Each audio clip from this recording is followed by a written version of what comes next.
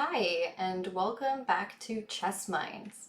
My name is Yelizaveta Orlova, and this is my first video to my NIMZO-LARSEN series.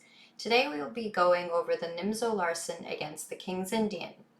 The King's Indian is a fairly popular opening, and it's when the knight gets developed early, the bishop is developed in a fianchetto manner, and castle happens shortly afterward. I mentioned in my intro video that in the NIMZO-LARSEN there is a variation where there's only one variation where you do not play the first standard moves of the opening, which is pawn to b3, bishop to b2, and then pawn to e3. With the NIMZO-LARSEN versus the King's Indian, you are going to play something completely different. Now, I don't want to scare anyone. It's actually not. I hopefully won't be too hard to remember, but. So in the actual NIMZO-LARSEN opening, the idea is to develop the bishop to b2 and then have full control over the e5 square in most of the game. But with the NIMZO-LARSEN, you are actually giving up your dark squared bishop. But you are giving up your bishop and trading it for a knight, but creating black some pawn structure weaknesses. So b3, knight f6, bishop b2, g6, and bishop takes f6. So these are the first three moves against the King's Indian. Now, why would I give up the bishop on b2 since I have just developed it? Well, it's to create pawn structure weaknesses. When black captures on f6, he will have double pawns, and he will also have two pawn islands. So this is one pawn island, and then these four pawns on the f, g, and h file are going to be their own separate island. I, on the other hand, am going to have one pawn island. The more pawn islands you have, the more weaknesses you have in your pawn structure. But two pawn islands is honestly not that bad, but this variation does really confuse black a lot of the time. Now, to show an example of what to do next in the game, I do want to show a game against the legendary Alexandra Botez. She's an amazing chess streamer and an amazing girl in real life. Please keep in mind that this game was played on stream. She was streaming, and we were playing with a 5-minute time control. Streaming is, it's hard to stream and play chess at the same time because there's a lot of people in chat that want your attention. But I do want to give a nice little example on how to play after you've given up your bishop on f6. So, as mentioned before, that when you have your bishop developed to e5, once we give up the dark squared bishop, we are actually going to be switching the squares, and we are going to be controlling the d5 square instead. So, starting off with the first moves of the game, b3, knight f6, bishop b2, g6, and bishop takes f6. Okay, so e takes f6 is no chance. There's no other move, I mean. Okay, so as mentioned just a few seconds ago, so since we've given up our bishop on b2, we do not want to control e5 anymore. Instead, we switch goals, and we are now going to be controlling d5. So the first move that I end up doing is not knight to c3, because then it's going to be really hard to get this pawn out. We're going to start off with c4. For black in this opening, it's probably the best chance is to play d5 right away, and opening up the center. Otherwise, black is going to be in a pretty crammed situation. But not many people know that, as black, that this is probably the best move.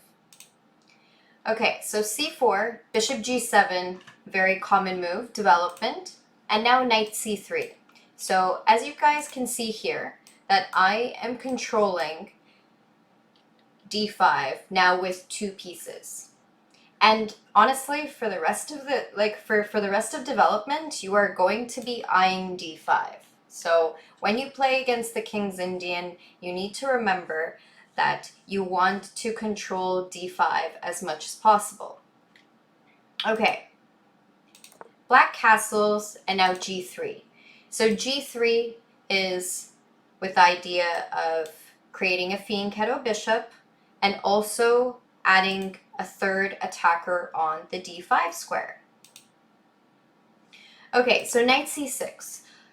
Now, knight c6 isn't very common, but I have played it quite a few times. Probably the better alternative for black is to play c6, d6 idea, with eventually playing d5, but a few other pieces are going to have to be developed. Knight c6 isn't very common just because black isn't defending d5, and in the future my knight might end up jumping there. So knight c6, bishop g2. I now have 1, 2, 3 attackers on d5. So I'm controlling this square really, really well.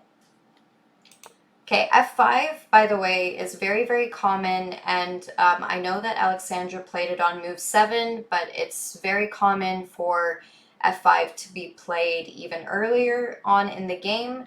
But when f5 is played, and this is totally just my recommendation, but this is not, I mean, you honestly do not have to do this, but I like to play rook c1 just because I don't like to have pawn structure weaknesses. For example, if I played e3 with the idea of developing my knight, you know, not really keen on the double pawns, even though it does weaken black's king safety. Just to kind of stop this obstacle, I like playing rook c1.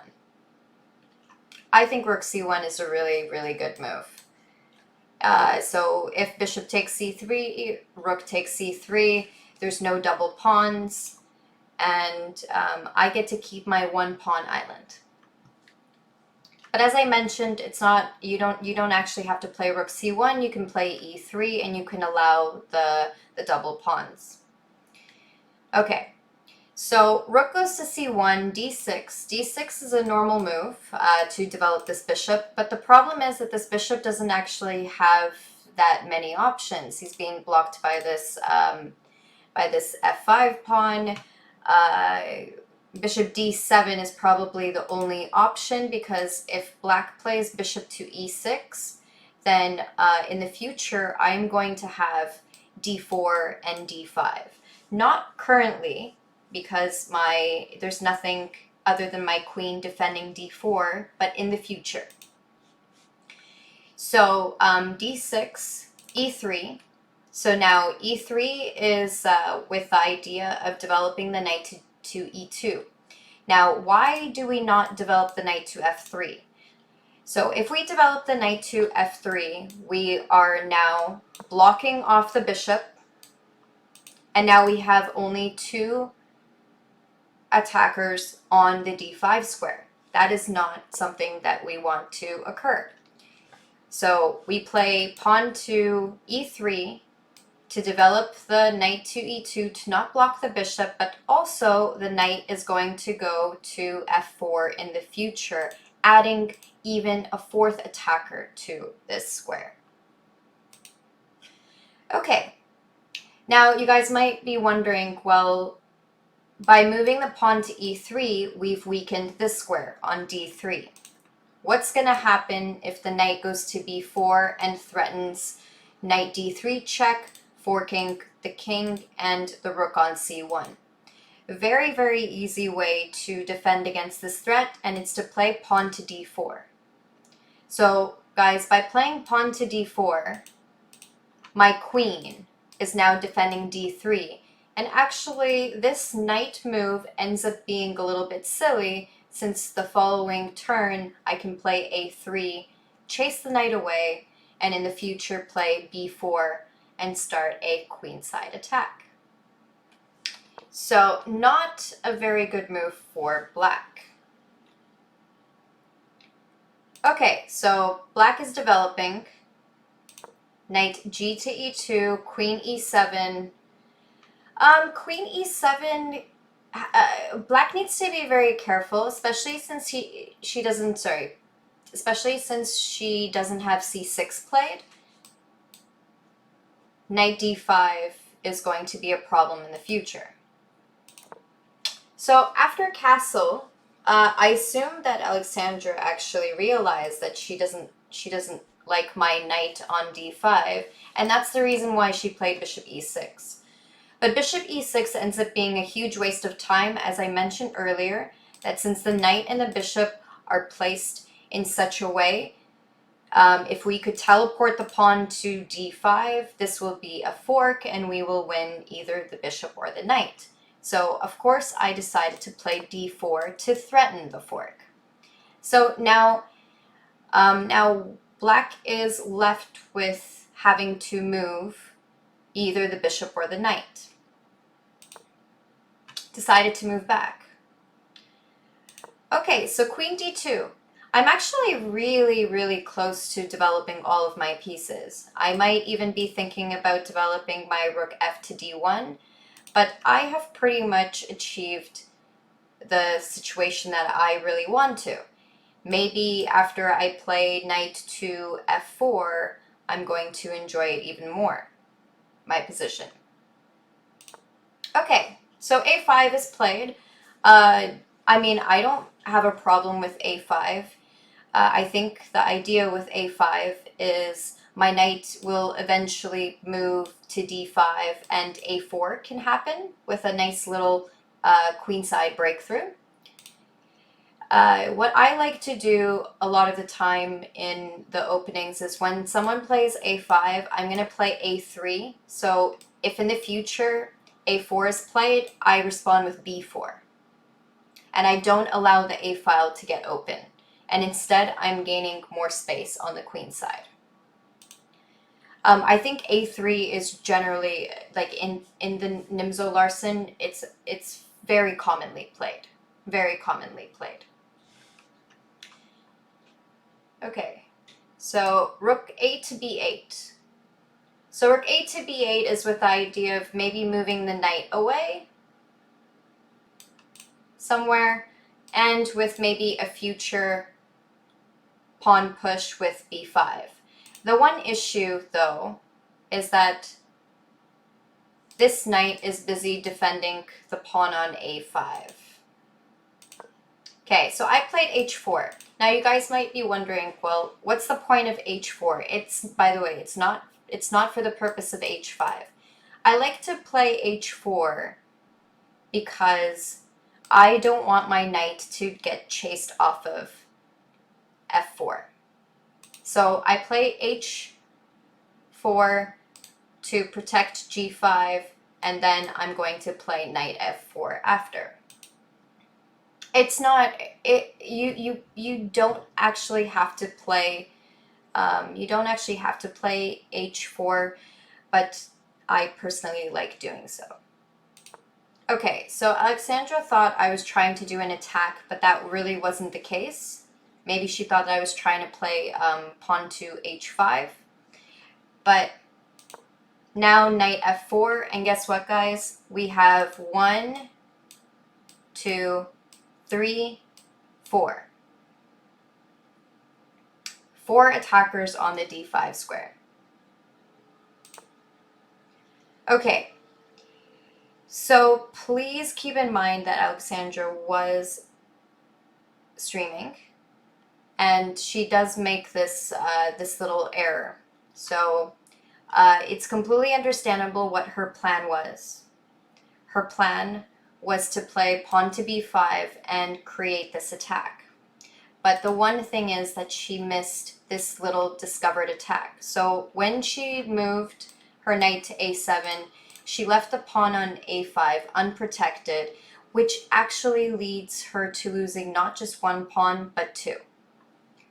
So knight a7, knight c to d5, and now the knight's attacking the queen, and the queen is attacking the pawn.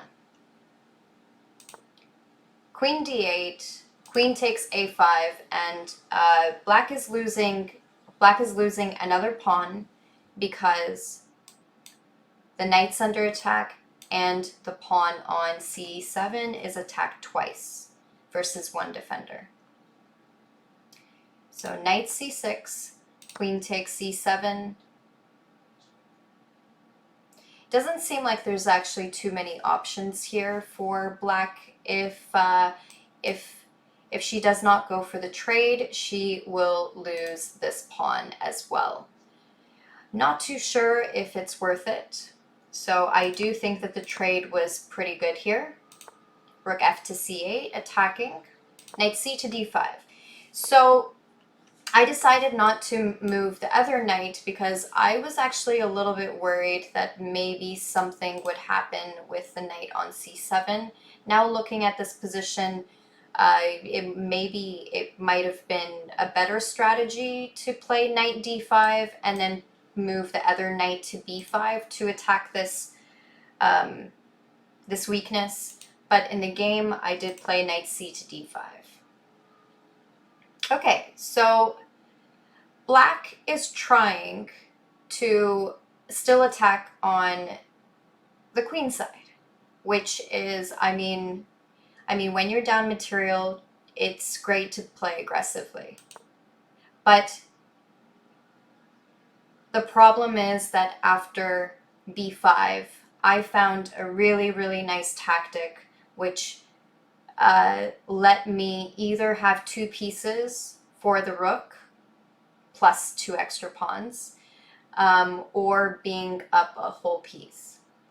So b5, c takes b5, rook takes b5, and I found this rook takes c6 move. So rook takes c6 is removing the defender of e7. So the following move, I'm going to move knight to e7, and I'm either going to be forking the king and the bishop or the king and the rook. Rook takes c6 was played, knight e7, forking these two pieces. King f8, knight takes c6. If you guys notice here that I have bishop and two knights versus two bishops. I am up a knight and two, well, actually she does get the pawn back though. But here is the rest of the game. Actually here, I probably, instead of pushing, should have played knight to d5 to stop the king from advancing. But, I mean, being up a bishop and also a pawn, eventually Alexandra does resign here.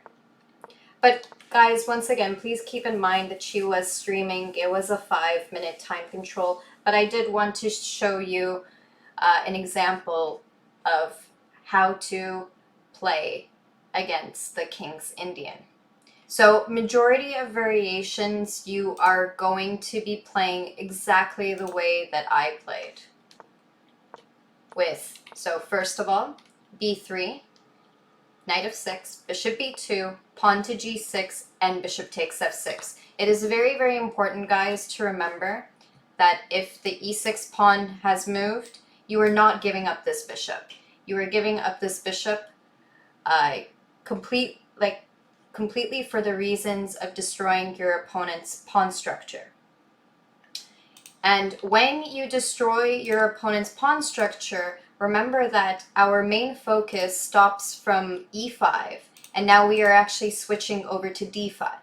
So you just need to remember to gang up your pieces on d5. It really as simple as that. So c4, one attacker. Now knight c3, two attackers. Now we develop the bishop to g2 because we want to add a third attacker. Another important move, guys, over here is that you are developing the knight to e2 instead because you do not want to block off the bishop on g2. And it's also with the ideas of bringing the knight to f4 to add even a fourth attacker. Once you have achieved castle and you've achieved linking your rooks, this is a pretty good position for white, and you are either going to be playing on in the center, or you are going to be playing on the queen side with a3, b4, and a lot of the pushes. Do keep in mind that you do not have to play h4, but I personally like to. Because you can totally play knight f4 right away, and if your opponent decides to chase your knight away, you do have like knight h5 and getting rid of this bishop. But the thing is that I've noticed in this game, like after playing a lot of games as white, is I actually don't like this knight being chased away. And if my opponent really wants to chase that knight away, he'll play h6 and g5 if he really wants to. But a lot of the time, my opponents don't. Well, I hope that you have enjoyed this game, and I can definitely show a few others from my past and more serious games. If you guys want to see them in future videos, please do comment down below. And if you have any other questions regarding playing against the King's Indian, yeah, please don't be shy. Have a great mind, all of you chess minds out there.